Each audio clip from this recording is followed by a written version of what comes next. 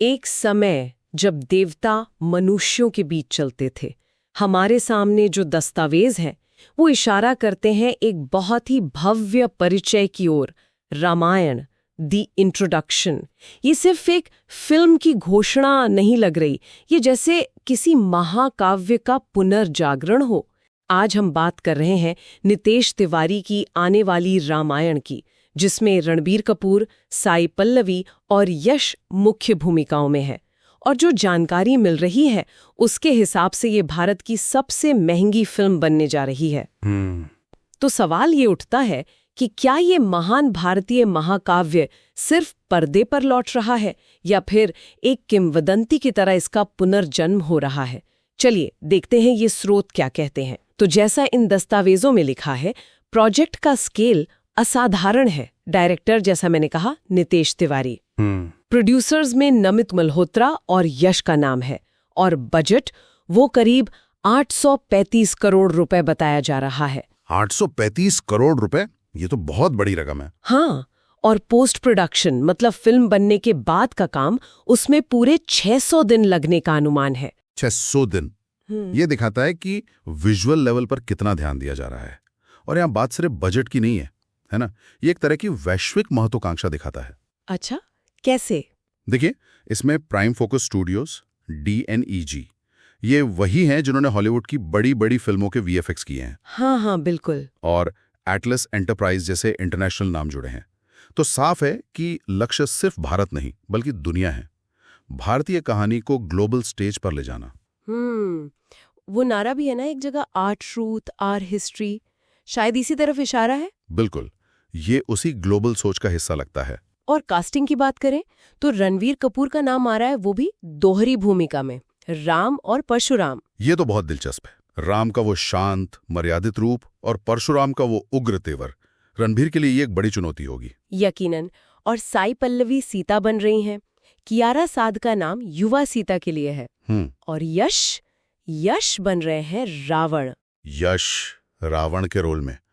ये कास्टिंग काफी दमदार लग रही है। हाँ, और लिस्ट यहीं खत्म नहीं होती। सनी देओल हनुमान के रोल में, रवि दुबे लक्ष्मण, अरुण गोविल, लारा दत्ता और अमिताभ बच्चन की आवाज भी, शायद जटायु के लिए। काफी बड़ी स्टार कास्ट है। और जैसा आपने कहा, रणबीर के लिए ये डबल रोल। ये दिखाता है कि कहानी सिर्फ एक्शन या घटनाओं पर नहीं बल्कि किरदारों की भावनात्मक गहराई पर भी फोकस करेगी। राम की परीक्षा है, रावण का वो वर्चस्व, ये सब पर्दे पर लाना अहम होगा। बिल्कुल। और इतने बड़े स्केल, इतने दमदार किरदारों के साथ संगीत भी उतना ही एपिक होना चाहिए। हाँ, और संगीत के लिए जो नाम जुड़े हैं वो तो कमाल के हैं। AR रहमान और उनके साथ हैंस जिमर। ये तो बहुत बड़ी खबर है। उनका भारतीय सिनेमा में ये पहला पूरा स्कोर होगा, अगर ये जानकारी सही है। हाँ, और एक रिएक्शन मैंने पढ़ा, किसी ने लिखा था, संगीत स्कोर जबरदस्त होने वाला है। जिमर का नाम जुड़ने से ही उम्मीदें बहुत बढ़ जाती हैं। बिल्कुल बढ़ जाती हैं। ये जो कॉम्बिनेशन है रहमान और जिमर का, ये अपने आप में एक पुल बना सकता है, मतलब पूरब और पश्चिम का। जिमर अपनी उस ग्रैंड ऑर्केस्ट्रल साउंड के लिए जाने जाते हैं और रहमान साहब की कंपोजिशंस में वो भारतीय आत्मा, वो गहराई होती है। सही कहा। तो रामायण जैसे महाकाव्य के लिए ये दोनों मिलकर एक बहुत ही इमर्सिव अनुभव बना सकते हैं। जैसा कि स्रोतों में कहा गया है, ये उस ग्लोबल अपील वाली बात से भी जुड़ता है। सही।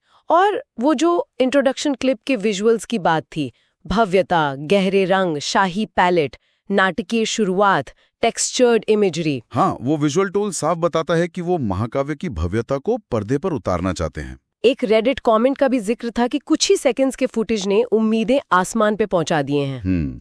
वो गहरे रंग, वो टेक्सचर, शायद कहानी की प्राचीनता और उसकी भावनात्मक गहराई दिखाने के लिए दर्शकों को सिर्फ दिखाना नहीं बल्कि क्या कहते हैं, महसूस कराना चाहते हैं। हाँ, बिल्कुल।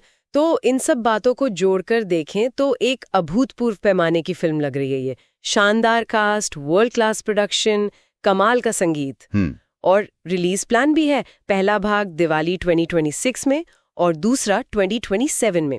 तो ये सिर्फ एक रिटेलिंग नहीं लग रही, ये वाकई एक पुनरुत्थान जैसा महसूस हो रहा है। और यहीं पर एक अहम सवाल भी खड़ा होता है ना? क्या? कि ये जो प्रस्तुति है, जो आर ट्रूथ, आर हिस्ट्री के नारे के साथ आ रही है और इतने बड़े ग्लोबल स्केल पर बन रही है, ये दर्शकों के मन पर क्या छाप छोड़ेगी, भारत में भी और दुनिया भर में भी, क्योंकि रामायण की तो कई व्याख्याएं पहले से मौजूद हैं। हाँ, ये बात तो है। तो ये देखना दिलचस्प होगा कि ये नई प्रस्तुति हमारी सच्चाई, हमारा इतिहास को किस तरह से पेश करती है और कौन सी स्थायी व्याख्या छोड़कर जाती है।